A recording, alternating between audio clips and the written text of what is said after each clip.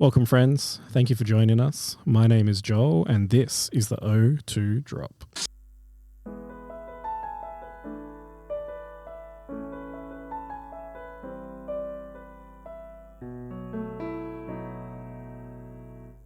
This is WA's VGC podcast. Coming from Perth, home of the world's smallest regional championships. Joel, can I just call you out there? We say this at the start of every episode that we're the smallest regionals in the world. Is it actually factual? Yes, 100%. We didn't just make that up for content? No, it's factual. Okay. Continue. Today I'm joined by Chris. Hi. Ethan. The girthiest regional in the world. The girthiest. And Sliff. Screw Phil. Speaking of girthiest, I was going to call out, shout out to Mark Murray, who got really, really upset last week because apparently the name Girthy Cracker VGC is already taken on Twitter. Of course it is. On Twitter. On Twitter. That Twitter handle's already taken. So today we're going to talk about how to get started in VGC, more specifically about team prep coming in to a big event such as Perth Regionals, which at time of recording on Monday, 8th of April is this weekend. But of course, this episode will be releasing after that. You'll be able to hear this from the 17th of April. So we're going to start basically with assuming you're already into VGC, you're exploring it, you've looked at probably some results online. How do you get started with prepping a team? So we got three, I'm going to say reasonably unique takes on the panel today. We'll start with Ethan. Will we? We will. Ethan, you've kind of mentioned previously your way of team building. Mm-hmm. You have mentioned that you love to build 10-minute teams on Showdown and just see how they go. Mm-hmm. What is your approach to a big event such as the upcoming Perth Regionals? So if I'm building a team to actually get wins and not just have fun in the game, because those two things can often be mutually exclusive, I like to, either way, I like to sort of start with a proper focal point for the team. And usually, in my case, that's going to be something that's a little offbeat, a little bit creative, that has a matchup into a certain element of the format of the metagame. So say I want to, I'll pick an example out of the thin air from one of my recent 10-minute teams. I was looking at Rabombi as a fast fairy type. When Single Strike was very popular, I wanted to have a strong fairy type attack that could switch in on Wicked Blow potentially. And I look at the moves, I look at the stats, I look at the typing. Rabombi was attractive to me because it has a really, really useful toolkit in, say, Pollen Puff, Struggle Bug, Tailwind, fringe stuff like Psychic Noise. It kind of had things, and with the proper build, it would be able to do. And then once I have a sort of key aspect of the team that I want to start with, I'll start to sort of build around it. What are the weaknesses? How can I shore up those weaknesses with common, versatile Pokemon that give you options for sort of play once you're in the match? And how can you kind of make sure that every base is covered within the metas? So sort of moving on to things like Raging Bolt and Wellspring that can roll compress to a great extent and fill a lot of, put on a lot of hats for the team and try and make sure that there aren't any glaring weaknesses. It's a very reactive style of team building, but I think that that's a good way for a lot of newer players to start, rather than sort of going all in on a certain win condition that like may or may not work without a lot of support. Yeah. To intervene there, sorry, can a Rabombi take a Wicked Blow? It can. It's a fairy type. It's a very frail fairy type. It's a fairy type. Okay. So bearing in mind we're going to air this episode after Perth Regionals, are you locked on your team? I am, yes. Okay. Would you like to share how you came to lock on your team? So the team that I'm using at the moment is a reiteration of a team that I started building back in Regulation D, I believe. The focal point of the team is a support-oriented Dragapult, actually. I landed on Dragapult because I found it to be the speed tier to be very, very good into Flutter Mane and Chien-Pao and Iron Bundle and a lot of the other sort of base 130, 135-ish mons that are very prevalent in the meta right now, and be able to disrupt them with Will-O-Wisp and Disable. I find that Dragon Darts is also a very, very splashable move in a meta with this much protect. You can just sort of get guaranteed damage without having to predict too hard. Very popular back in Sword and Shield times. Absolutely. So it's one of those things where like the meta may or may not be too kind to it for when Perth actually lands. The advent of Speed Booster Main and a lot of fire types in the meta, the drop of Wellspring and the rise of Hearthflame. Things like that could make Will-O-Wisp slightly less valuable, but it's still fantastic into both Urshifu forms. Disable is absolutely wicked into anything holding a choice item, and pretty much anything that's like looking to spam extreme speed. Any physical attacker that's not a fire type is just sort of under the lens there. So yeah. And it's being a dragon type is excellent into Ogerpon as a whole, even if it can't get the Wisp. Only one of them is really touching you. And of course it seems to be the second least popular one right now. So that's the focal point that this team started with, and I've been shoring that up with a lot of sort of supportive balance staples like Incineroar and Amoonguss. I've been using Corviknight on this team because I think that Corviknight is very well positioned into the metagame at the moment. Steel Flying has an advantageous matchup against a lot of common threats. The aforementioned pretty much Wellspring. invalidate Landorus with Landorus Incarnate is the big one. And Rillaboom and Wellspring, and there's a handful of other things. Flutter Mane can't really hit it all of that hard unless it's got specs, and I can punish specs with the Dragapult. So there's synergy there as well, and it's just a slow win con that I can boost up with Bulk Up and just basically spam Mono Brave Bird on anything, because flying is a great offensive type at the moment with all the grass running around. Absolutely.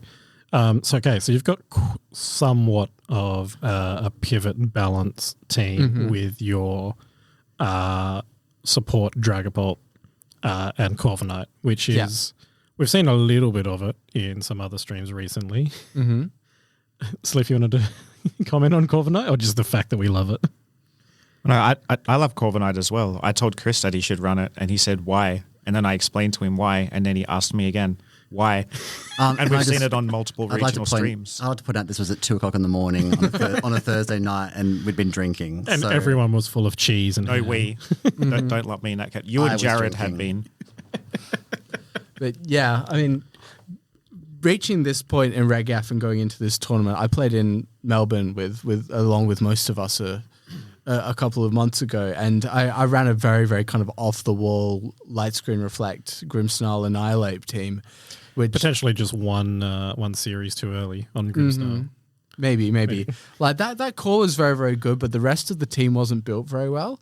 I found that I was playing very, very well on the day, but that the team just wasn't providing me with the options to get through a lot of the threats that I hadn't necessarily prepared for.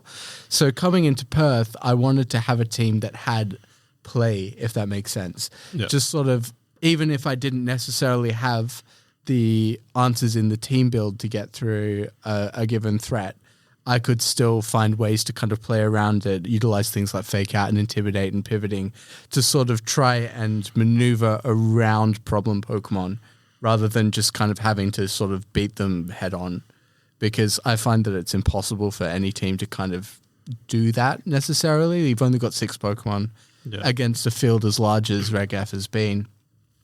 It's just difficult. So just sort of Incineroar, Amoonguss, that blanket checks a whole bunch of shit like straight there. And then Corviknight Dragapult sort of took a bit of an interesting angle on it. And then the last 2 slots were Urshifu Rapid Strike, which of course is a great checkmating tool, a good switch in for a lot of the fire and water that would be aimed and just sort of completes that fire, water, grass core. And then on the other hand, I have a fantasy core with Corviknight, Dragapult, and Sylveon is my last. Sylveon. Yes. Nice. Hot call for RegF. So obviously one thing we have to consider when we're building teams, which makes VGC probably the deepest of all the Pokemon games, is their EVs. Yes. And IVs.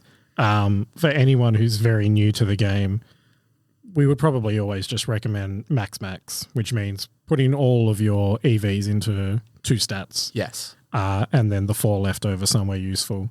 What considerations do you have when EVing your team as it is? So I always start with max because you want to sort of play to a Pokemon's strengths as much as possible. Take Sylveon, for example, because it's a slow, bulky special attack. You want to max out special attack. You want to max out HP.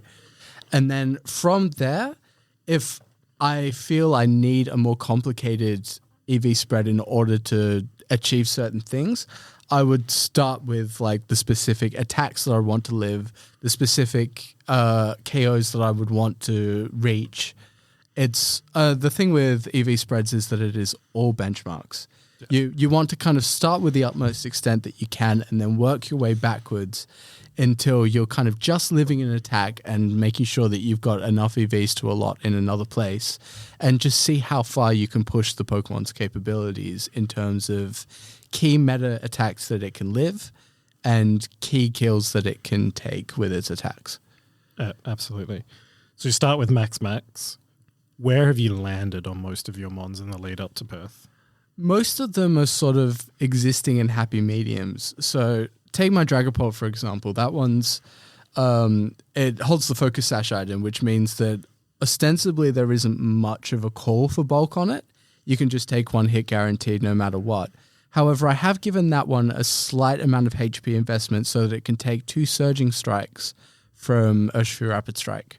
And that's because it has the Fairy Terror, so if I ever click that Terror, it no longer resists water. So I want to be able to take 1 Surging Strikes guaranteed because that could pierce Sash potentially. Yeah. And that means that it isn't necessarily max speed or max attack because I've pulled a little bit from those stats in order to achieve that HP benchmark. Yeah, while still hitting your speed benchmarks against the rest of the meta. Exactly. Amazing. Any other mons that have interesting spreads that you've developed? So a lot of them have like very kind of mixed bulk spreads. I'm running an Incineroar with Assault Vest, a Sliff spread is what I call it. Yeah, that's the spread that Sliff actually came up with, and he's kind of the guru when it comes to Incineroar V spreads. I have trusted Sliff's Incineroar spreads since I came into the game. Absolutely. So yeah, the particular Incineroar spread that I stole was a very, very fast one with a lot of special defense investment. And he was initially running it without the Assault Vest, and I just kind of piled that on top. So my Incineroar is just an absolute special tank. With Intimidate, it's just, laying down a lot of damage control, and I could spam Snarl and just kind of put a blanket over any and all special attackers for as long as possible. So what we've seen in the most recent tournament of EUIC is many Incineroars are carrying things like Will-O-Miss, and of course it's stock standard parting shot. Mm-hmm. You've given your Dragapult Willow yes, to make up for that. When you put a Assault Vest on a Pokemon, obviously it can't use any status moves anymore. Do you feel you miss that at all with your Incin? Not particularly. So I do sometimes feel like I'm missing out on the stat drops from parting shot and some of that pivoting potential. Incineroar does also get U-turned, so if I wanted that, I could go for it. And I know that a lot of Incineroar have been dropping one of Flare Blitz or Knockoff to sort of accommodate for one of those slots. But I've gone for Fake Out, both of the same attack bonus moves, and then Snarl on top, because I feel with that amount of immense bulk between that and Amoonguss and Corviknight and all of these bulky Pokemon, I can afford to sort of hard switch them in and out. Yeah. And it's a little bit of a slower approach, but I think that all 4 of those moves are super important to the specific role that I am tasking Incineroar with on my team. And so being able to hit hard with Flare Blitz, remove certain items with Knockoff, and then just lay down damage control with Snarl against Trick Room, for example, and Fake Out paired with the speed investment that I mentioned earlier means it's going to be faster than a lot of other common Incineroar spreads, so that I can rely on it to win that Fake Out mirror. I think I remember in a Sword and Shield, we got to the point where some Incineroars were investing as much as 100 EVs into speed to make sure they could fake out first. I don't think we're there yet, Chris. Yeah, just on the fast Incineroar, I know for a fact that Kieran and also myself both run fast Incineroars because we run Taunt and our Incineroar, and we can taunt other Incineroar so that they can't use Parting Shot or Will-O-Wisp. Yep. And importantly, that non-prankster taunt is very important. Taunt. Yeah, absolutely. I think that non-prankster taunt is more valuable than prankster taunt in this meta. Especially when you got a long neck in front of you. Yeah, for a giraffe. Psychic terrain as well. The odd rogue Dark Terror on a Tornadus or something. It's just not a risk you can really afford to take with taunt. So having something that sort of slips underneath the radar, so to speak, I think is very powerful. Absolutely. Okay, thank you for that start to that, Ethan. We'll move on to Chris now and your team building approach. Chris, we know you've had a little bit of a crisis recently. Yeah, look, it's not going great. So, Chris Honourable Mention, is that what we're calling the dishonourable mention? Chris Honourable Mention. Yeah. Well, I mean, first of all, we haven't said this yet at this episode, so fuck James Bay. I've got to get that out of the way before we forget. Thank you. How could we forget? Yeah, second Chris Honourable Mention. So, I am one CP short of, one CP behind, I should say, of Australia's best player, according to Channel 9 News, Sam Pandelis. The man with the accolades. Yeah, and I'm really, really determined to do well at regionals this week to have more CP than Australia's best player, Sam Pandelis. And I did terrible at the PC yesterday, and I thought I had a really solid team, and it has left me a bit shook. I don't have a team. Like I'm one of those people. If I was coaching someone in VGC, and definitely do as I say, don't do as I do, because I'm someone that has team crises at the last minute and changes my team and panics. But what I would recommend is that the best thing for these big events where you're playing 9-10 rounds in a day, and you've got like an EUIC, it was 9 rounds, 6, 9 3, plus yeah, 6. 9 plus, yeah. So you got this massive. You're exhausted. You want to have a team that you're so comfortable with that you can just about pilot on autopilot. Like you want to have a so comfortable team, know all your matchups, all your flow charts, all your damage calcs. So I would recommend, you said, Ethan, you've been playing around with, was it Dragapult since Reg D or something? Mm-hmm. Like something like that. So so you've had so much experience with that Pokemon. I'd recommend doing something like that. Something that you've done well at past events before, something you've been working on for months that you just know how to play it. Don't do what I do and panic and change the night before. And use Flapple in 2022 regionals. Flapple was a call in the Dynamax format. Hustle, Flapple could one-shot Reshiram and Palkia. And I'll stand by that. Just needs a quick gravity. Yeah. Just to make sure. Dynamax moves don't miss. Oh, that is a fair point. Wrong format, though. So I kind of... what do I want to achieve with the team? So I try to gravitate to ones I like. I have recently sold my soul, and now I've started running like Urshifu, Lando Eye, Pokemon that I would never ever would have personally run ever. I was always like running Pokemon that were personal favorites. But I've started to realize that if I'm going to do well, I need to actually run the Urshifus and the other ridiculously broken mons in the meta. How long have you been playing? How long did it take you to figure that out? 8 years. Yeah. I'm not going to win Perth Regionals with Flapple. I need to suck it up and run good mons. And yeah, what that is, I've built a couple of teams that I'm testing, and testing is actually also really stressful because when I go on Showdown, for example, which is obviously the online simulator run by Smolgan, and like it's easier because you kind of don't have to build your team in game first. You don't have to EV all these Pokemon, so you can build 20 different teams on Showdown and test them all quite quickly. It is the optimal testing ground. It is, and I know that the best way to practice a team would be best of 3 open team sheet, which is an option on Showdown. However, when I first test a team, I like to do best of 1 first because I can get more games in against more different matchups, and I can sort of get a better idea of if I'm losing every single game 1, like obviously something's wrong with the team because I should be able to make a few reads even if I don't have the team sheet in front of me, because most of the people on best of 1 Showdown don't accept team sheets. Yes. So I try to do that a bit first. I don't really do online in like the official competitions in the cartridge because you don't have. It takes so long. So you got to build the team. It's closed team sheet as well. You're better off doing the closed team sheet on Showdown. But yeah, so I sort of find out what's working. I come up with a team idea. I sit there on a bit of pen and paper, and you write out like your type weaknesses on the team. Like, okay, look at my team. Am I are 5 of my Pokemon weak to ground, which often does happen, or am I really weak to fairy, or like there's something that my team's got a glaring weakness. Am I just going to get destroyed by Torkoal in Perth meta?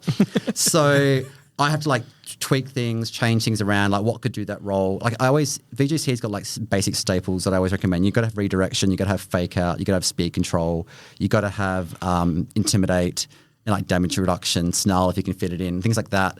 Pivoting, like I know that Sliff hates it. The Spanish do it very well, pivoting and not doing many attacks, but it is like a valid way of like controlling the board.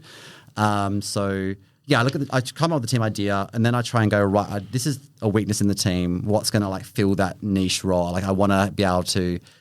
That's why Incineroar's on so many teams, because it's like it's intimidate and fake out and pivot and snarl, and like it's got good typing. It resists like so many things, like stuff like that. It's like roll compression. It's like I'd love to be able to run Hitmontop or Scrafty or something, but at the end of the day, like they do less things. They do less things. I'd run Scrafty if Fluttermane didn't exist. Exactly. Like well, I'd run Hydreigon if Fluttermane didn't exist, you know? So this is not a perfect world. No, it's not. So as far as my team, I'm not going to do what Ethan did and tell you what I'm running because I don't know.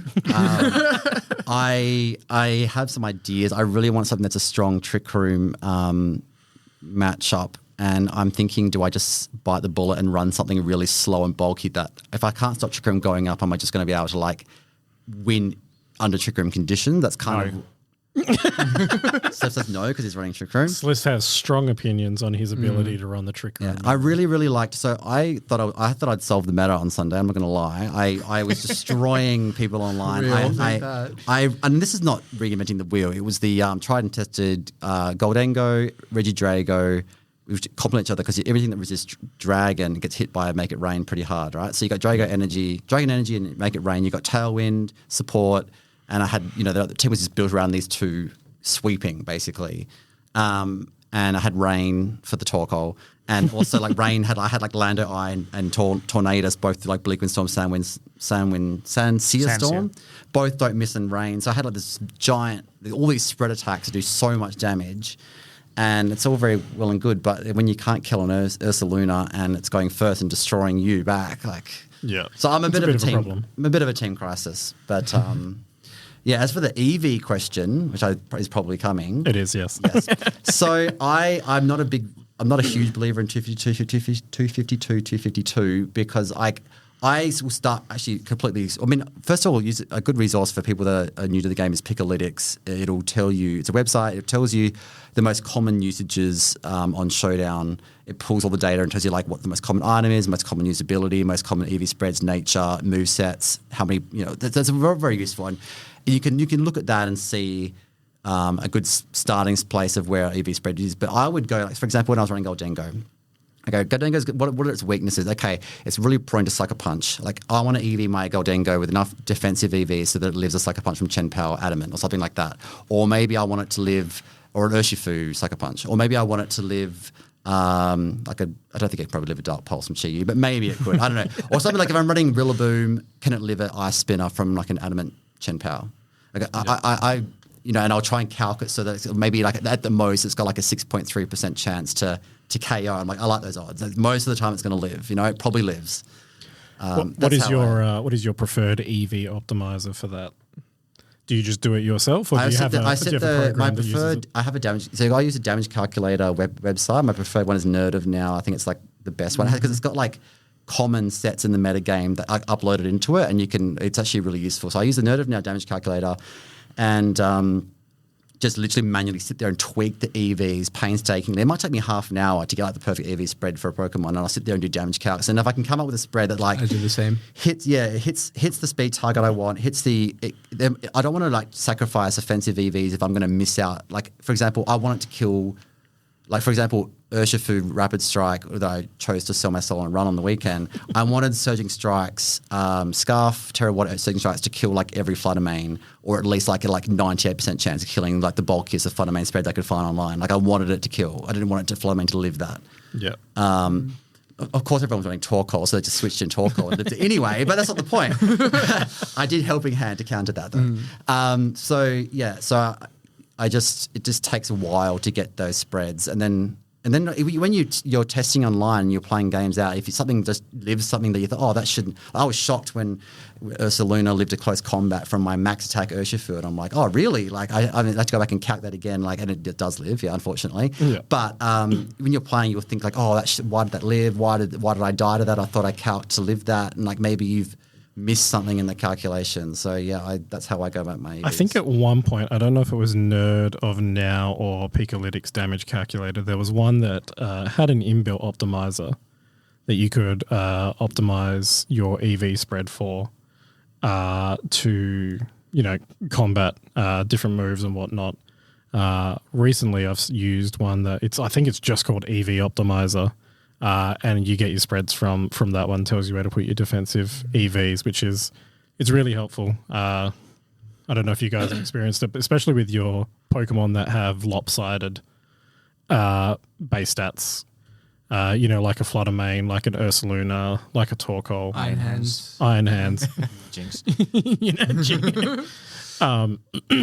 Sometimes it's better instead of going your 252 HP, maybe put 76, 100 of those EVs into the lacking defense as your starting point. It's an assign. There are things you need to learn when you're EV, like as you get more advanced in the game. Like, and there are EV bumps where you get you get for every 4 EVs or 8 EVs, you get like a stat increase, and sometimes they get like bumps where it goes up by 2 points instead of 1.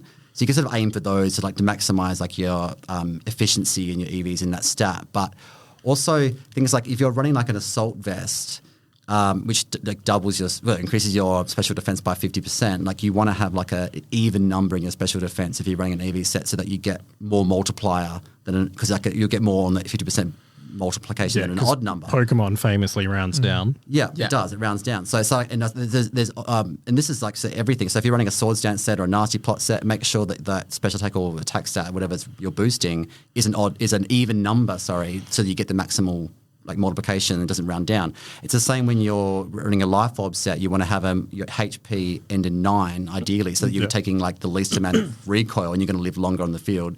If you've got leftovers or your grassy terrains on your team, and you've got that 1/16th recovery in some capacity, whether it's leftovers or grassy terrain, you want a number of your HP stat. You want it to be divisible by 16, so that you're recovering the maximal 16 HP every turn. Yeah. Those things like that you learn. That it's like when I'm running Rillaboom, or Goldengo leftovers, Nasty Plot, something like that. I try and aim for those multiplications 16 in the HP stat, just little tricks like that. Absolutely trying to optimize every single stat. Every single one. Every EV matters. In every situation that you're in, like you say, whether it's the 50% boost from a Calm Mind or a Assault Vest, you want to be optimizing that. And I think in some cases, even optimizing for when you may get -1, you want to be having that even stat as well, because it reduces your round down numbers as well. Yeah, and you got to also if you're running something like a fighting type with close combat, at -1, can it still kill Incineroar? You got to think about these things, Absolutely. And I shout out to Ethan for running Sylveon, by the way. I was running damage calcs with Sylveon in my lunch break today at work, and I was also considering it. What's your Terra? I'm running Terra Fire on Sylveon Great because defensive type. I think that Terra Fire in particular is probably one of the best defensive terrestrializations that there is in the game at the moment. And then Terra Blast becomes Fire type. Absolutely. So I'm running Hyper Voice, Terra Blast, Calm Mind, Protect, so that I have a Fairy type option in case of Wide Guard and I can't use Hyper Voice, but then Terra Blast is also running that double duty of being a Fairy type move and a Fire type move. I was thinking Terra. I think is that getting off tangent, but I've opted out of Terra. I'm really worried about Torkoal, and you can't hit Torkoal with Fire or Fairy, and that freaked me out. So you can hit it, you just can't hit it very hard. Yeah, but you want to get as much damage as possible, so its eruption hits hits less. That sounds incorrect to me. Once it's off full, if you can't kill it, you can't. You got to kill with something. You know what I mean? If you lead Sylveon and they lead Torkoal. So have recent results influenced where you're looking to go for the upcoming regionals, or are you in a state of flux? I'm actually thinking about one of the reasons I took Rage Drago to the PC on Sunday is because I thought it was on no one's radar, and I thought no one's going to be prepared against this team. No one's going to know how to beat it because everyone's played Rage Drago for like months. And it has done, like, people do get like results every now and then with it, but it's not like on anyone's radar, right? So that's what I'm trying to think. Like, what are people not expecting at Perth Regionals? Florges. What can I Hey, look, I did run an choreo dancer team with Florges in it. Thank you. Diego cut Perth last year with Florges. Yeah. I want to bring something that it's not just like the top uses 6 mons and everyone's just going to like know how to like pivot around them, and like I want to have something spicy, but I don't want it to be like a joke meme level spice. Like I want it to be good spice. Yeah. So I've written down some team ideas. I've built them on Showdown. Now after this podcast, I'm going to go home and at like 10 o'clock at night and start, start trying to build. Losing to Japanese players online. Yeah. Mm-hmm. That's a tip for the beginners out there. If you're going to run something spicy and a little bit off the wall, make sure that it does something. Yes. Yeah. If you know a specific thing that's coming, or something that you just want to blow out of the water to make sure it's never a problem. Yeah. It's got to fill that niche. And know when not to try go for the meme strat. Like, for example, there's a number of times people lead like Whimsicott Terrakion online on Showdown. You know what's coming. And I lead Ogre with Follow Me. Don't click beat up into Terrakion because I'm just going to click Follow Me and you're not going to get your meme off, all right? Just learn when not to go for the meme. Yeah. That's why you run Mousehold instead. So if they lead Ogre, you just fucking beat up. Oh my God. the other beat up.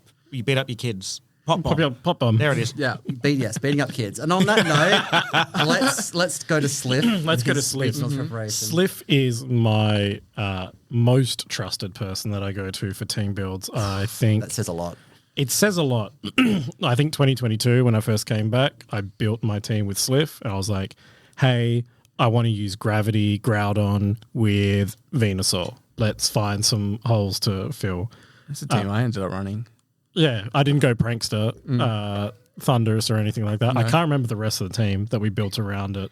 I think it had Charizard because I built teams for a lot of people in 22. I honestly can't remember what it was. I had Incin because it had your optimized Perth spread Incin. 76 speed, Taunt. Can't remember the rest of it. Yeah, it was. It worked beautifully. There was like a dozen people running that exact Incin spread that year. And we all flipped for 2 speed ties. So Sliff, I'm probably not mistaken in saying that you are settled on a team for upcoming Perth regionals. Yes, I was probably the first person in Perth to have my team ready. Well, actually, it would have been Kieran and Alistair, but yeah. So what have you optimized your EVs for your team going in? Amazingly, I don't need to because my team is just like max. Yeah, it's just off the wall hyper offense. Ball it, we fuck. You're dead now. It's hyper offense slow though. Yes, love it. It's unzoom and boom. Unzoom and boom.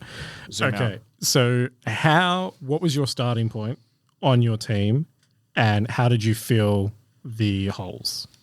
So, I guess I thought we'd all have very different opinions, but strangely, we kind of do the same thing here, except for Chris, because Ethan and I don't have team crises. We actually build good teams the first time. But Wow. Shots fired across the bow. I tend to tell him he's wrong. He can't, because he's having a crisis over it. So I'd love to look at our win-loss record against the two of you and me, Steph, this year. What, you mean like the other week at your house when I beat you and then you scrapped your whole team that night? Okay, anyway. So that happened, by the way. But moving on from that, this year I kind of had a look at the meta, as you do, and I wanted to pick one particularly obnoxious Pokemon that was either really hard to remove or killed most relevant things in the format. And I wanted to build a team around that, a team full of enablers, supporters, and mons that could cover what it can and can't do.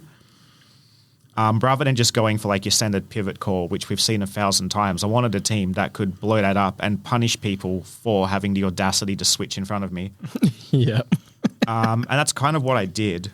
And I've been tweaking it a little bit over time, changing a few moves, maybe a Terra type. The only really complex mon is my Incin, which has quite a deep, sophisticated spread because it's fucking Incineroar. It needs it, to be honest. Yeah. It's not a mon that you can just max any stat.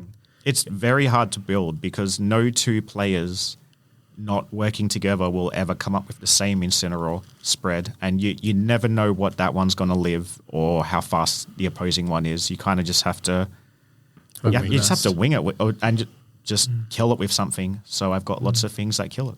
Not that we use it much, but Fluttermane's a lot like that as well. They tend to run the same moves and the same items, but the key difference is in the spreads. I think Flutter's an even more complex mon because Incineroar naturally lives so much. It has so much bulk. It's a good type.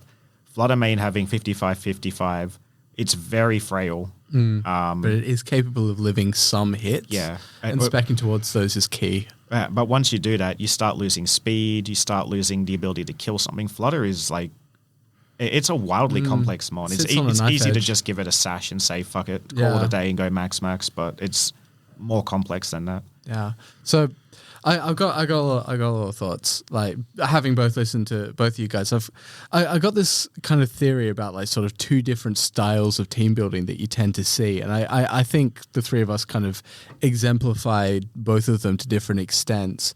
The team that I'm bringing to Perth this year is an example of what I would like to call reactive team building, in that I've kind of looked at the meta and tried to respond to everything as best I can. And in some ways, I think that could be a little bit of a mistake. That remains to be seen at the time of recording. But the team building style taken by someone like Sliff or by regular podcast collaborator Mark Murray is a lot more proactive. You sort of start with a dedicated and defined win condition in mind, and then sort of build around how you can make that end goal possible. So sort of starting with the destination and working backwards rather than sort of starting at one point and working forwards. And I think that something that Chris said about sort of building for tournaments is pretty key here, and why I think I'm may or may not be on the right track, is that when you're building for the tournament, you're not just sort of building for the meta or building for the field, you're also building for the mental longevity of getting through multiple rounds. So I think that in a lot of ways, starting with a proactive win-con-based approach might be a lot more sort of beneficial from the mental standpoint, because you can sort of turn your brain off, click attacks, spread, kill things.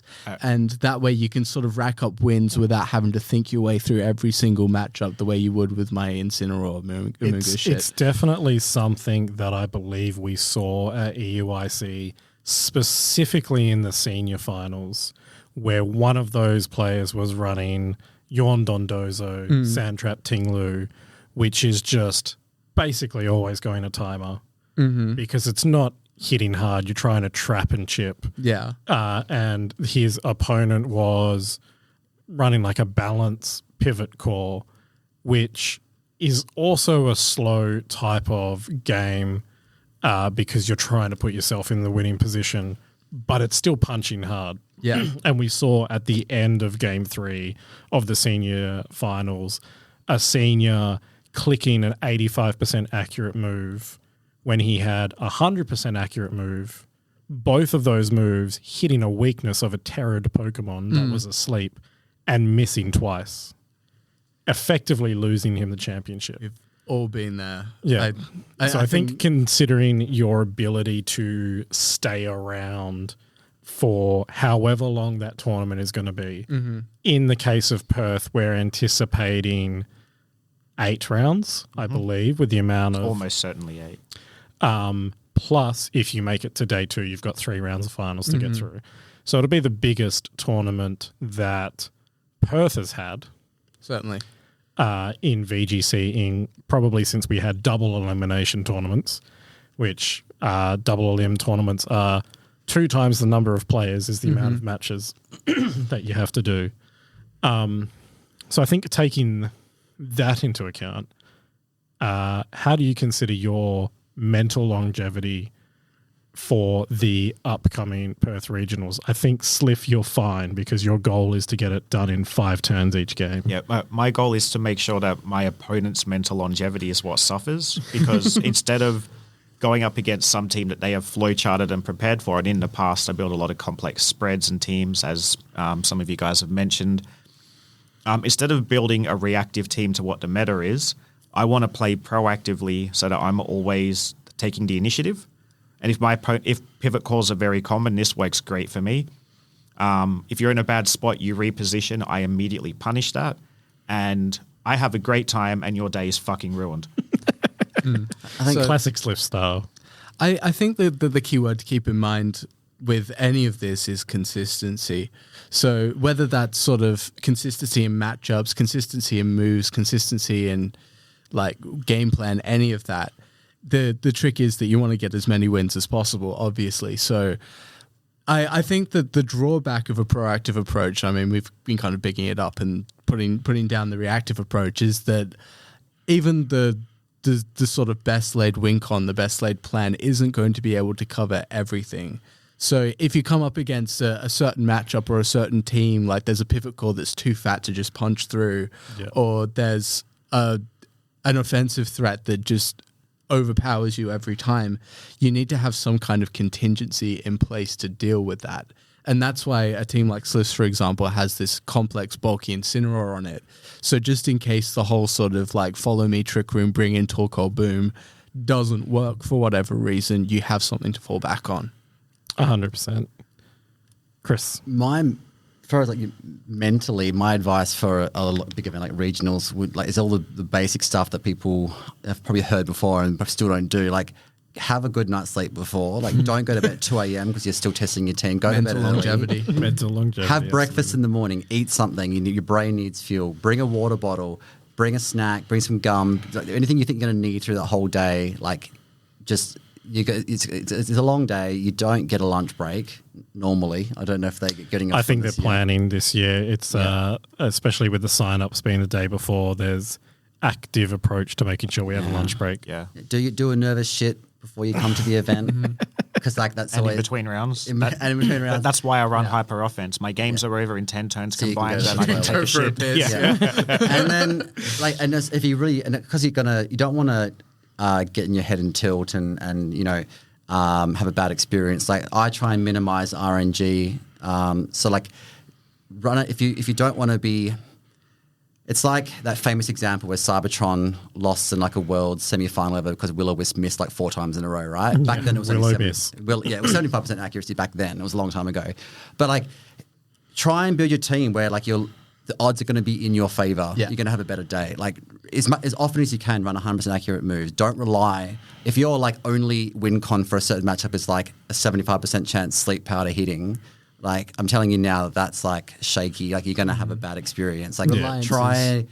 And you touched on before as well, and I think to expect as well, like you said about reactive and proactive team building. Reactive and team building and trying to adjust your team to have like good matchups against everything and try and beat everything. You're never going to be able to do that. You have to accept at the end of the day there are going to be certain matchups, hopefully niche ones, that you just cannot probably beat. There's no obvious flow charting there, and like you just got to hope that on the day you either dodge that matchup all day in the 8 rounds of Perth, or you manage to maybe that's your one loss for the day that you get paired up against, and you just got to accept that. Like accept that you're not going to get a perfect run. You are going to get that matchup that is going to be your bad matchup, and let's just hope it's not the last round when you're bubbling in. Yeah. Just have a lot of confidence in your team. Make sure that whatever you've built has at least one very linear game one play that you're going to do most of the time. And if you come up against this whack matchup and you have no idea how to flowchart it, stick to your guns and go with the strategy you've developed. Turn 1, I'm going to click this and this with these 2 mons most of the time. If that works, you repeat it in game 2. If it doesn't work, if they drop. Think of something else. There's a lot of Turn the brain on. Like people will try and if you do your strategy turn game 1 and win, they're going to try and obviously bring their best answer to it game 2. But I mean, maybe I like having a team that's got like two two win con, so I can alternate between the two. Like when I played Dozo, I didn't always bring Dozo. It was always the threat of it that I found like quite powerful. Yeah, you threatened me with it and didn't even fucking bring it. Exactly my point. But there are other teams like where I build, like you said, you talked about like proactive team building. Like this is the team I want to build. How am I going to make this as reliable as possible? So when that, you always make fun of you bring a different team every week, which I do. Because a couple of PCs ago, I brought Earthworm, Shedtail, the whole famous Donusi. the Danusi, top forward Danusi. The whole team was lead Earthworm, get Shedtail up, bring in multi-scale Dragonite. It gets 2 multi-scales through the sub. It can set up Dragon Dance and Sweep. That was the whole team. That's what I wanted to do. And I was like, okay, how am I'm going to have Incineroar for like fake out support. I'm going to have redirection support like a Moongus. I'm going to have like everything I could to get that strategy to be as consistent as possible. And I think I did it. Like, Yeah, you do it game 1 every time. If it works, you do it game 2. That was my whole If team. it doesn't, you've got 4 other Pokemon to counteract for it. You see a shit matchup, you just bring that. It's a really good way to go about team building. So Make sure you've always got a game 1 plan that you'll use every time. Yeah. Like this is what I want my team to do.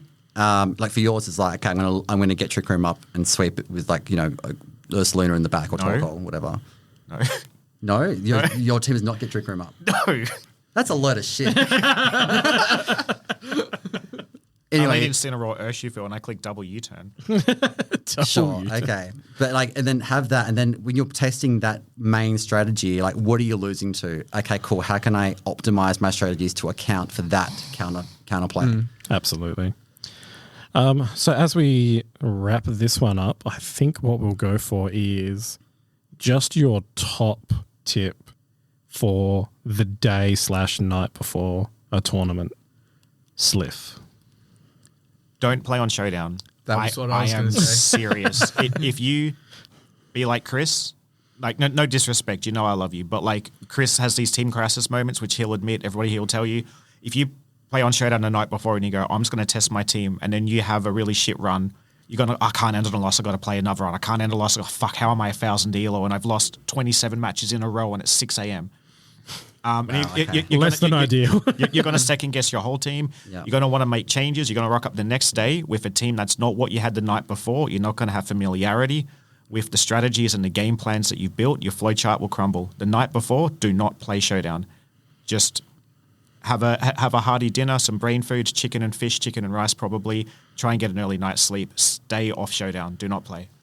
Yeah, like to add on to his, I recommend finding like a trusted friend that you're close to that's like ideally a skilled player as well, so you can get a good test of your team and scrim against them in the lead up to a big event like this, and get them to have a couple of teams that are meta teams that they can pilot against you and test how strong your deck is. And I think that's probably with someone that not going to tell everyone in Perth, oh yeah, this person's bringing this. And that's why I'm not trusting Sliff with my team this week. I built his for Ridgeraff, by the way. I know what the 6 is, but anyway. Anyway, yeah, so... What is it? For Ridgeraff. Yeah. Long neck. It's a very bulky one, but I don't know if I'm bringing that. My team is still in flux. No, it isn't, Chris. It is. I'm having a team You're in crisis. flux. 4 nights out. Yeah, that's why I reckon just have like a front someone. I reckon probably better to stay offline, and because you're going to get people that are run like these close team sheet crazy meme strats that you get beaten by, and like after about 3 games in a row, you've lost to like moody. Like Scoville and Muck, Lol and Muck memes or something like that. You've lost that 3 times. Like, oh my god, I've got the worst team ever. I can't even beat that. Like, Yeah. So yeah. Ethan, your top day/night before tip. I would say the main tip, and it's kind of the same as what the other two were saying, but it's trust the team. So once you have your 6 locked in and you know what you're going to run, if you're going to make any kinds of changes, make sure that they're minimal changes and that they're changes that you've thought through thoroughly, preferably with the support network, and that they're bringing sort of like a net positive to the team. A way I like to think about the team as a unit is that you've got 6 Pokemon with 4 moves each.